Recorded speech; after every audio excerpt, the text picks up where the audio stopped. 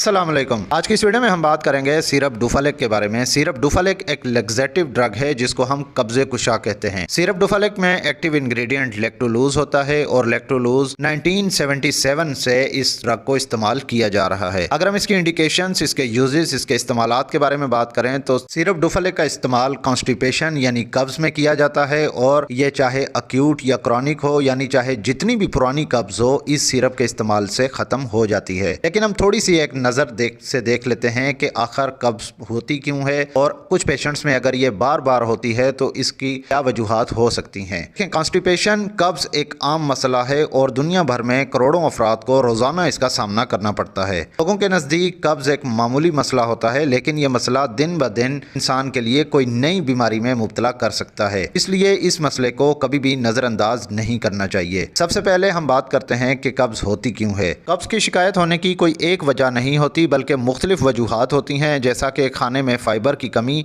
अगर खाने में फ़ाइबर की कमी होगी तो उसकी वजह से भी कब्ज़ की शिकायत हो सकती है। इसके अलावा ज़्यादातर अफराद पानी का कम से कम इस्तेमाल करते हैं और कुछ लोगों में इस चीज़ की आदत बनी होती है और कुछ लोग वैसे ही पानी का कम इस्तेमाल करते हैं। गर्मियों में तो गर्मी लगने की वजह से फिर भी कुछ ना कुछ पानी का इस्तेमाल कर लेते हैं, लेकिन जैसे ही सर्दी का मौसम आता है तो सर्दी के मौसम में मज़ीद पानी का इस्तेमाल कम हो जाता है, यानी लोग पानी कम पीते हैं। तो पानी कम पीने की वजह से भी अक्सर अफराद में कॉन्स्टिपेशन यानी कब्ज की शिकायत हो सकती है। इसके अलावा अगर किसी फर्द को, अगर किसी शख्स को आंतों की बीमारी हो तब भी ये कब्ज की शिकायत हो सकती है। प्रेगनेंसी, हमल के दौरान अक्सर खवातीन को कब्ज की शिकायत रहती है, जो कि 5वें-6ठे महीने तक रहती है और अक्सर अफराद में कब्ज की शिकायत बढ़ती उम्र के साथ साथ रहती है। बढ़ती उम्र के साथ साथ खाने पीना इतना बेहतर नहीं होता, जिसकी वजह से अक्सर अफराद में कब्ज के मसाइल रहते हैं, या अक्सर अफराद किसी मेडिसिन के मुसलसल इस्तेमाल से भी कब्ज का शिकार रह सकते हैं। इसके अलावा जो अफराद ज़्यादा देर तक पखाने को, स्टूल को ज़्यादा देर तक रोके रखते हैं, उन अफराद में भी अक्सर कब्ज की शिकायत रहती है। तो ये मुख्तलिफ वजूहात हैं जिनकी वजह से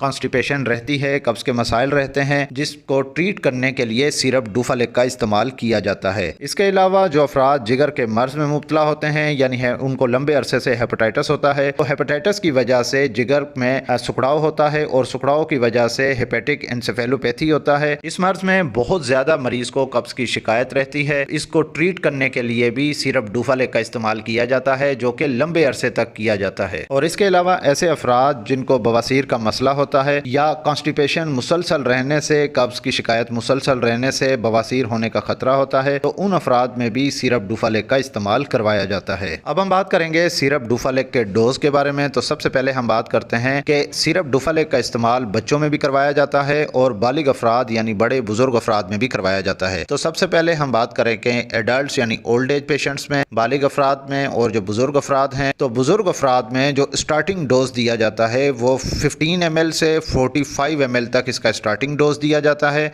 और इसका जो मेंटेनेंस डोज होता है, यानी कि रोज़ाना इसको इस्तेमाल करना होता है, वो 15 से 30 ml तक होता है। लेकिन ये डिपेंड करता है पेशेंट की कंडीशन पे कि पेशेंट की कंडीशन कैसी है, यानी उसकी कॉन्स्टिपेशन सीवियर है या माइल्ड है या मॉडरेट है, उसी हिसाब से ही इसका डोज एडजस्ट किया जाता है। बालिग अफराद यानी बड़े बुजुर्ग अफराद में ज़्यादातर इस सिरप का इस्तेमाल 30 ml किया जाता है, जो कि रोज़ाना 30 ml तक इस सिरप को लेना होता है। और जैसे जैसे कब्ज की शिकायत कम होती जाती है और बाउल मूवमेंट्स इंक्रीज होती हैं, स्टूल सॉफ्ट हो जाता है, पखाना नरम हो जाता है और पेशेंट कंफर्टेबल फील करता जाता है, तो उसी तरीके से ही सिरप डुफालेक का डोज कम किया जा सकता है। अब हम बात करेंगे बच्चों के बारे में कि बच्चों में ऐसे बच्चे जिनकी उम्र 7 साल से लेकर 15 साल की उम्र के दरमियान हो, तो उन बच्चों में इसका स्टार्टिंग डोज 15 ml तक दिया जा सकता है। और इसका मेंटेनेंस डोज, यानी अगर इस सिरप को रोज़ाना इस्तेमाल करवाया जाए और कुछ अरसे के लिए इस्तेमाल करवाया जाए जब तक बच्चे को कॉन्स्टिपेशन का मसला रहता हो, तो ऐसे बच्चों में फिर रोज़ाना 10 to 15 ml, यानी कि जो एक चाय का चम्मच है वो 2 से 3 चम्मच रोज़ाना दे सकते हैं। इसके अलावा ऐसे बच्चे जिन बच्चों की उम्र 2 साल से लेकर 6 साल हो, तो उन बच्चों में स्टार्टिंग डोज 5 to 10 ml, यानी 1 से 2 चम्मच दे सकते हैं। और अगर ये सिरप रोज़ाना इस्तेमाल करना हो तो 1 चम्मच से लेकर 2 चम्मच रोज़ाना इस्तेमाल कर सकते हैं। सिरप डुफालेक का जो डोज है वो सिंगल टाइम भी लिया जा सकता है, यानी सिंगल डोज भी लिया जा सकता है, और इसको दिन में 2 बार भी इस्तेमाल करवाया जा सकता है। अगर आप दिन में 2 बार दे रहे हैं फिर तो आप सुबह शाम इस सिरप को इस्तेमाल करेंगे, लेकिन अगर आप सिंगल डोज ही दें तो सिंगल डोज या डबल डोज देने से इफेक्टिवनेस उतनी ही रहती है, यानी इस सिरप का असर उतना ही रहता है। लेकिन अक्सर ज़्यादातर जो है इसका सिंगल डोज दिया जाता है और इसका सबसे बेहतरीन वक्त जो جو ہے وہ رات کا وقت ہے. رات کو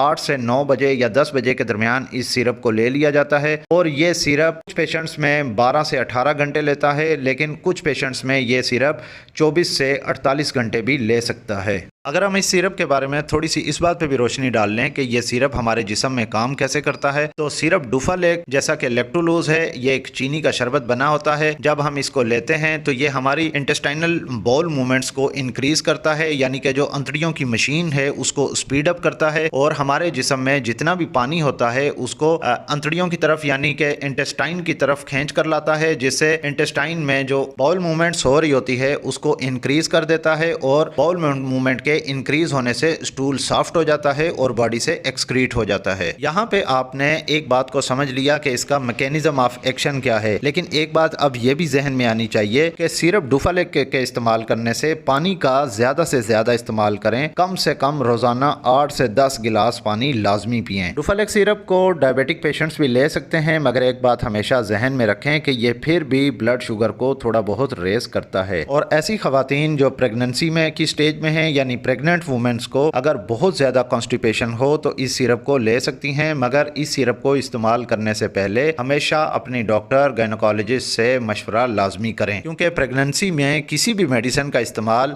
بچے اور ماں دونوں کے لیے انتہائی نقصان دہ ہو سکتا ہے. اس لیے کسی بھی میڈیسن کے استعمال سے پہلے اپنے ڈاکٹر سے مشورہ لازمی کریں. اب ہم بات کرتے ہیں کہ سیرپ ڈوفالیک کا استعمال کن افراد کو نہیں کرنا چاہیے. تو سیرپ ڈوفالیک کا استعمال انٹسٹائنل obstruction میں نہیں کیا جاتا جب آنتیں بالکل بند ہو چکی ہوں اور اس میں باؤل موومنٹس نہ ہو رہی ہو اور انٹسٹائنز پوری بلاک ہو چکی ہوں، تو اس کنڈیشن میں سیرپ ڈوفالیک کا استعمال بالکل بھی نہیں کرنا چاہیے. یہ مریض کے لیے انتہائی نقصان دہ ہو سکتا ہے. اس کے علاوہ ایسے افراد جن کو وومٹنگ ہو تو وومٹنگ کے دوران بھی اس سیرپ کا استعمال بالکل بھی نہیں کرنا چاہیے، کیونکہ وومٹنگ کے دوران الیکٹرولائٹس بہت زیادہ لاس ہو چکے ہوتے ہیں اور سیرپ ڈوفالیک کا جب استعمال کرتے ہیں تو سیرپ ڈوفالیک کے استعمال سے مزید الیکٹرولائٹس امبیلنس ہو سکتے ہیں اور جسم میں پانی کی بہت زیادہ کمی ہو سکتی ہے، جو کہ کسی بھی شخص کے لیے بہت زیادہ خطرناک ہو سکتی ہے. اگر ہم بات کریں سیرپ ڈوفالیک کے سائیڈ ایفیکٹس کے بارے میں، تو سیرپ ڈوفالیک کے استعمال سے ایسے تو کوئی سیویئر سائیڈ ایفیکٹس اس کے نہیں ہیں، اس کے سیریس سائیڈ ایفیکٹس نہیں ہیں، مگر سیرپ ڈوفالیک کے استعمال سے ڈرائی ماؤتھ یعنی منہ خشک ہونے کی شکایت ہو سکتی ہے،